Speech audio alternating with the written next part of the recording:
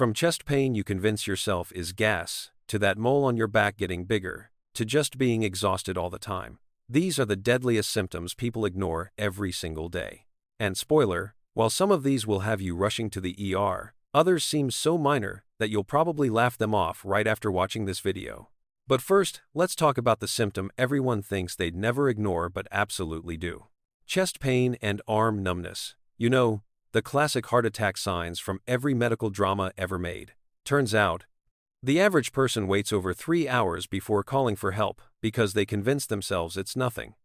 That's 3 hours of heart muscle dying. 3 hours of thinking, I'll see if it gets worse.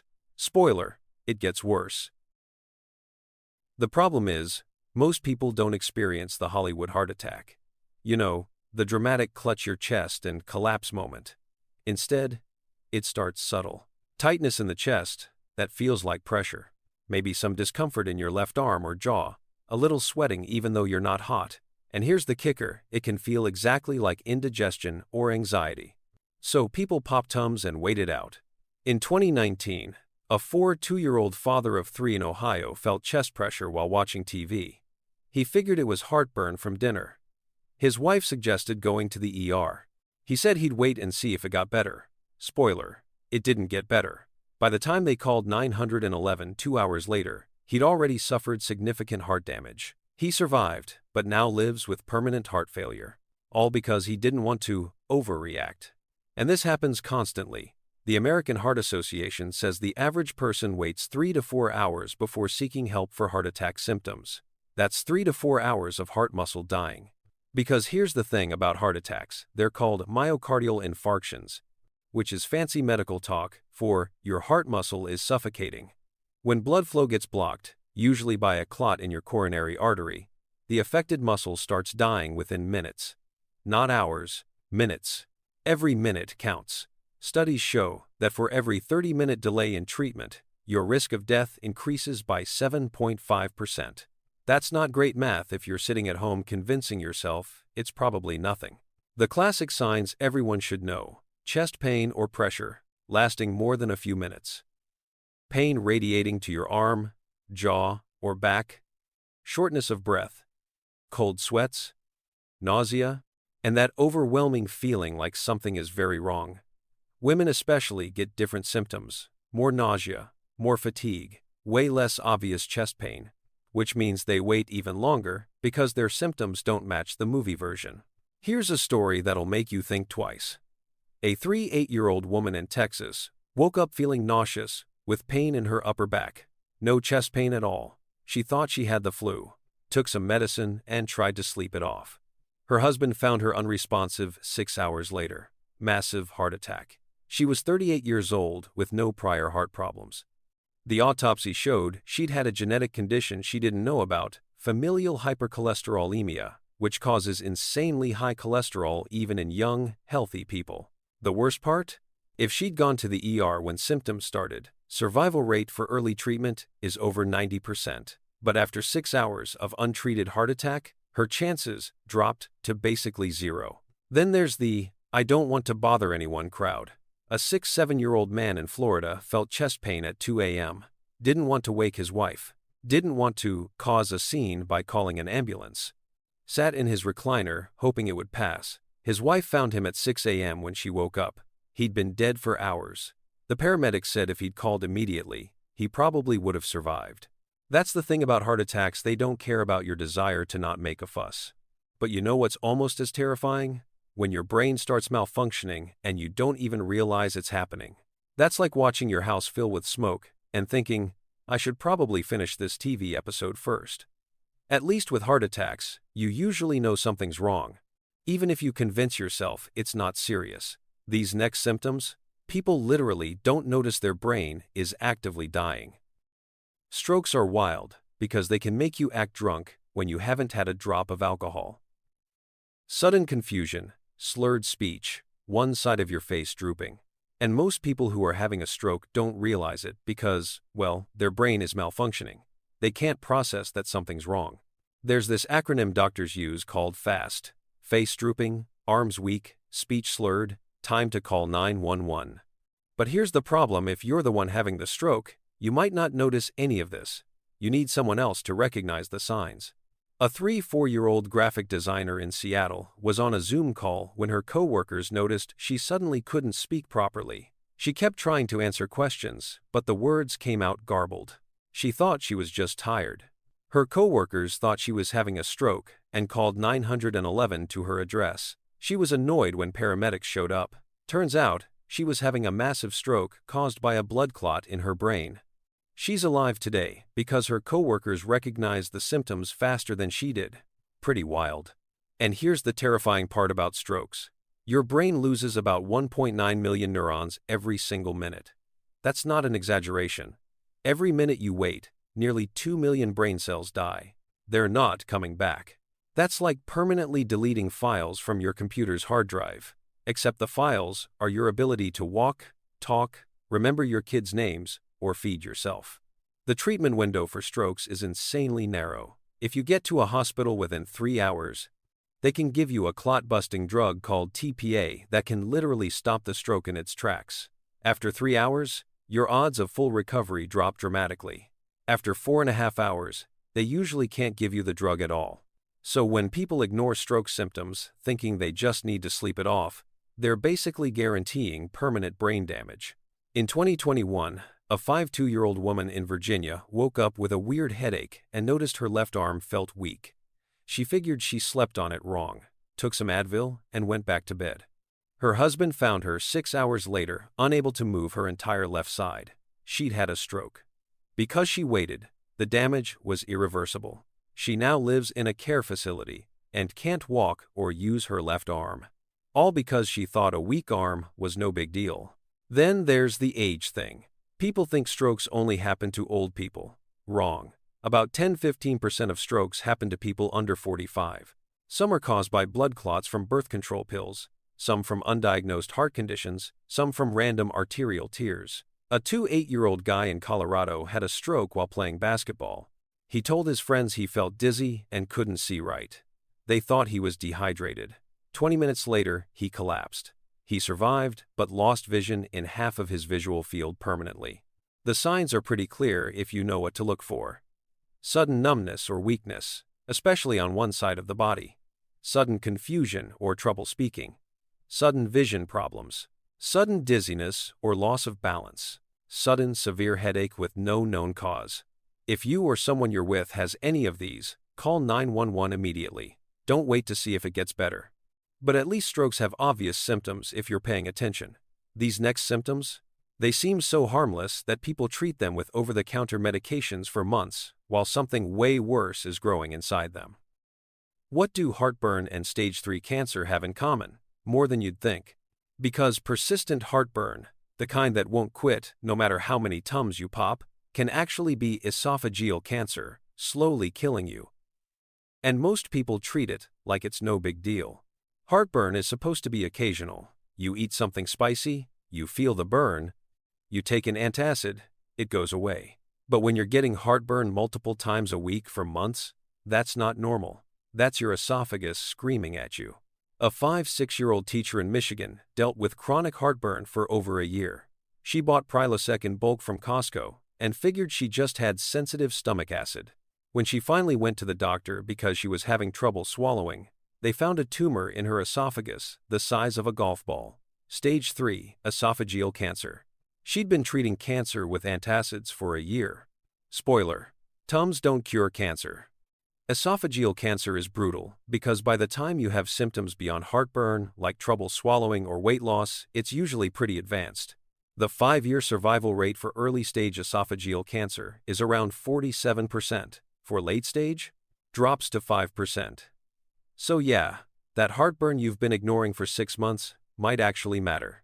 Then there's the "it's probably just gas" crowd. Persistent bloating, feeling full after eating just a little bit, pelvic pressure, sounds like you ate too much, right? Could be ovarian cancer. They literally call it the silent killer because the symptoms are so vague that about 70% of cases aren't caught until the cancer has already spread. A 41-year-old marketing executive in Boston felt bloated for months. She joked about it with her friends, saying she looked pregnant. She wasn't pregnant. She had a tumor the size of a grapefruit on her ovary. By the time they found it, the cancer had spread to her lymph nodes. She went through aggressive chemo and survived, but if she'd gotten it checked when the bloating first started, they might have caught it at stage 1 instead of stage 3. And don't even get me started on constipation. Most people think constipation is just an annoying inconvenience. Pop some fiber gummies, drink more water, problem solved. Except persistent constipation, especially if it comes with blood in your stool or abdominal pain, can be colon cancer or your appendix about to explode. A 3-year-old guy in Phoenix dealt with constipation and stomach cramps for 2 weeks. He thought he just needed more fiber. The cramps got worse. He finally went to urgent care when the pain became unbearable. His appendix had ruptured 3 days earlier, and he had sepsis spreading through his abdomen. He spent 2 weeks in the ICU and nearly died. All because he thought stomach pain was just constipation. I mean, come on. Here's the thing about digestive symptoms, they're deceptive by design. Your body uses the same pain signals for, I ate too much pizza, and I have cancer. So people default to the benign explanation because, statistically, it usually is just pizza. But when it's not, you've wasted months treating cancer with Pepto-Bismol. The rule doctors use: if a symptom persists for more than 2 weeks without improvement, or if it's getting worse, go get it checked. Not in a month, not when you have time. Now.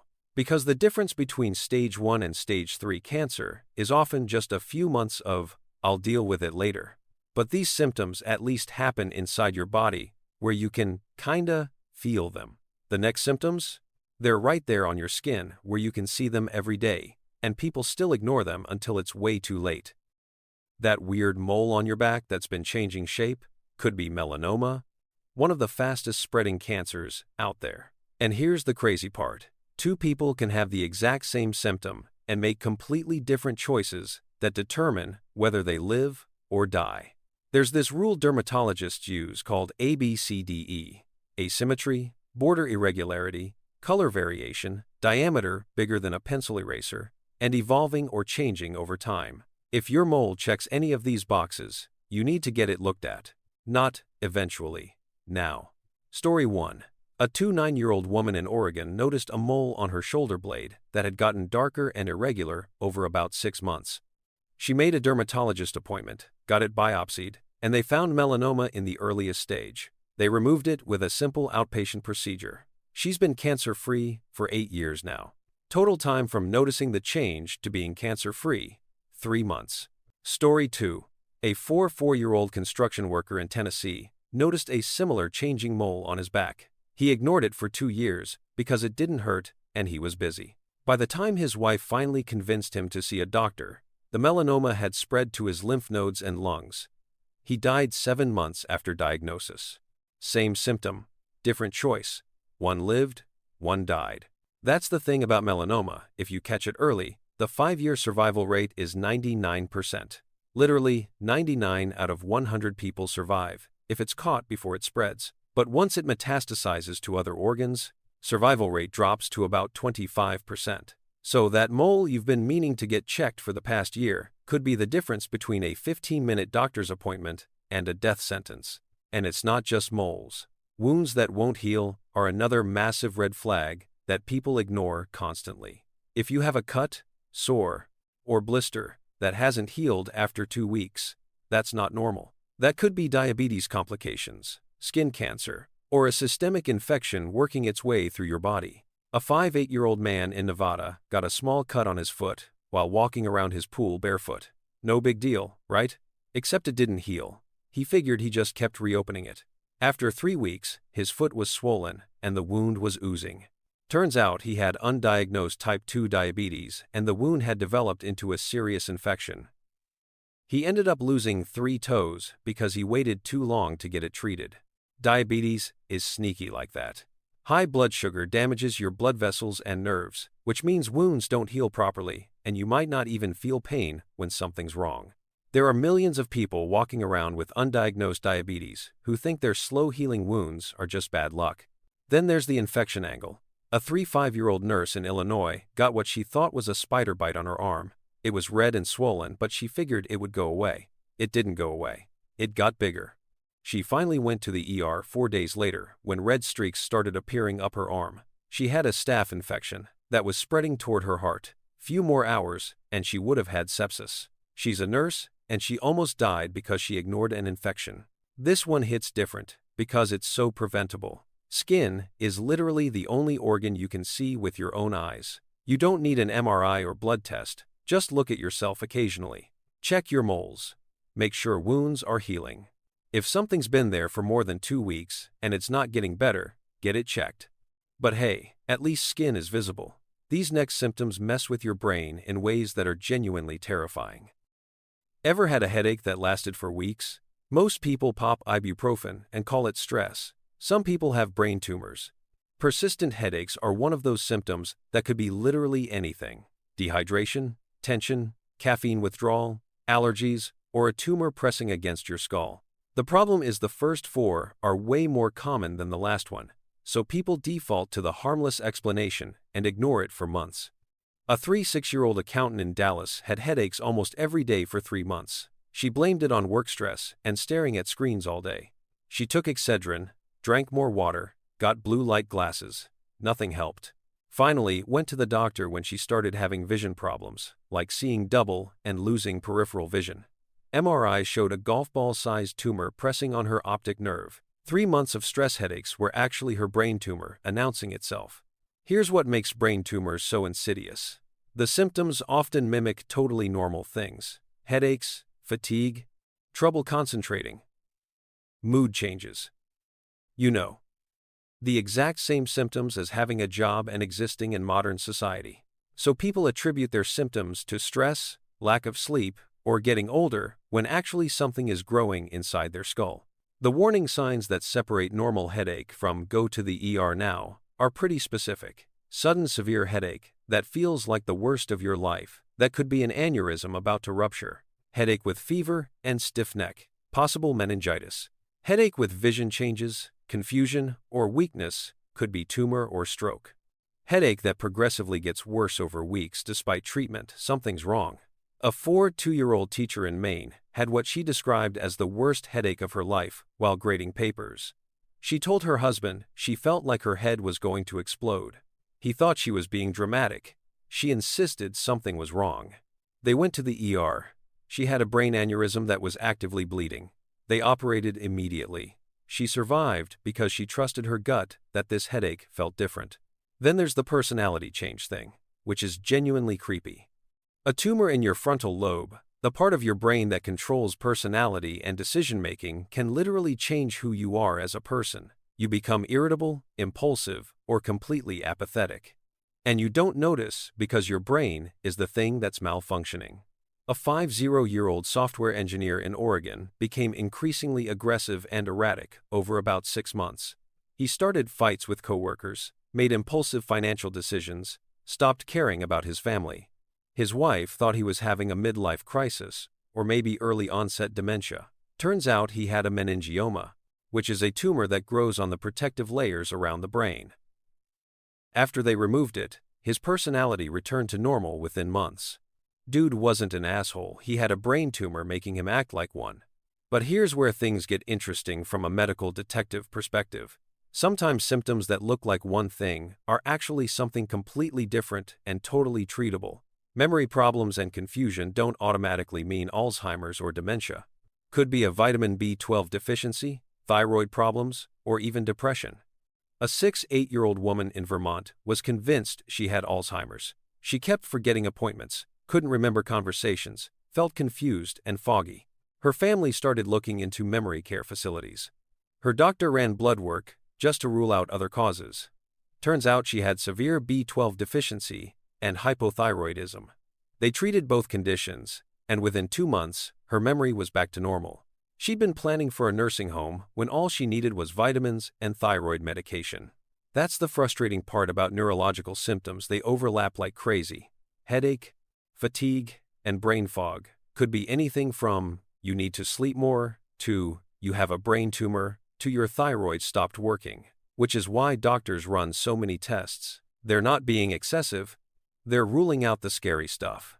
But if you think brain symptoms are scary, Wait until we talk about symptoms that affect your entire body at once. Feeling tired all the time? Welcome to adulthood, or welcome to leukemia. Hard to tell sometimes. Persistent fatigue is one of those symptoms that's so common and so vague that it could mean absolutely nothing, or it could mean you're dying. Most people who feel exhausted all the time are just overworked, stressed, not sleeping enough, or dealing with depression. But some people have cancer actively destroying their blood cells. A 39-year-old project manager in Atlanta felt exhausted for about 8 months.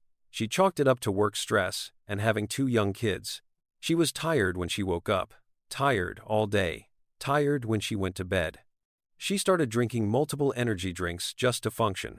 Finally went to the doctor when she noticed bruising easily and getting frequent infections. Blood work showed acute myeloid leukemia. She'd been just tired while cancer was taking over her bone marrow. Get this woman a vacation or chemotherapy. Actually, chemotherapy. Leukemia is sneaky because the early symptoms are the same as just being a functioning adult in society. Fatigue, frequent infections, easy bruising, shortness of breath. You know what else causes those symptoms? Not getting enough sleep, vitamin deficiencies, anemia, thyroid problems, literally just existing. The difference is persistence and progression. Normal tired gets better with rest. Cancer tired doesn't. If you're sleeping 8 hours a night and still can't get out of bed, something's wrong. If fatigue is interfering with your ability to work or take care of yourself, that's not normal adulting, that's a medical problem.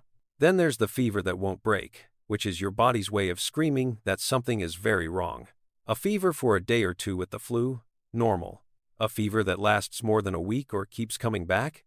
That could be sepsis, meningitis, or a systemic infection working its way through your organs. Sepsis is particularly terrifying because it progresses fast, like hours fast. It's when an infection spreads through your bloodstream and your immune system goes into overdrive trying to fight it. The problem is your immune response can damage your own organs. People go from "I feel kinda sick" to organ failure in less than a day. A 31-year-old woman in Minnesota thought she had the flu, fever, body aches, fatigue. She took Tylenol and rested. The fever didn't break. By day 3, she was shivering uncontrollably despite having a fever of 103. Her husband took her to the ER. She had sepsis from a UTI that had spread to her kidneys and bloodstream. They pumped her full of IV antibiotics and she spent 5 days in the hospital. The doctors told her if she'd waited another 12 hours, her organs would have started failing. Sepsis kills about 270,000 Americans every year. That's more than breast cancer, prostate cancer, and AIDS combined. And the scary part? It often starts from something minor, like a cut, a UTI, or pneumonia. Your body just overreacts to the infection and attacks itself. The signs of sepsis: high fever or very low body temperature, rapid heart rate, rapid breathing, confusion, extreme pain, and clammy skin. If you have an infection and you develop any of these, you need to get to an ER immediately, not urgent care. ER. Because with sepsis, every hour you delay treatment increases your risk of death by 7.8%. But at least fever is obviously alarming. Unexplained weight loss? People celebrate that until they find out why it's happening. A 5-year-old accountant in Denver lost 25 pounds over 4 months without trying. He thought he'd accidentally stumbled into a healthier lifestyle, maybe walking more, eating smaller portions without noticing.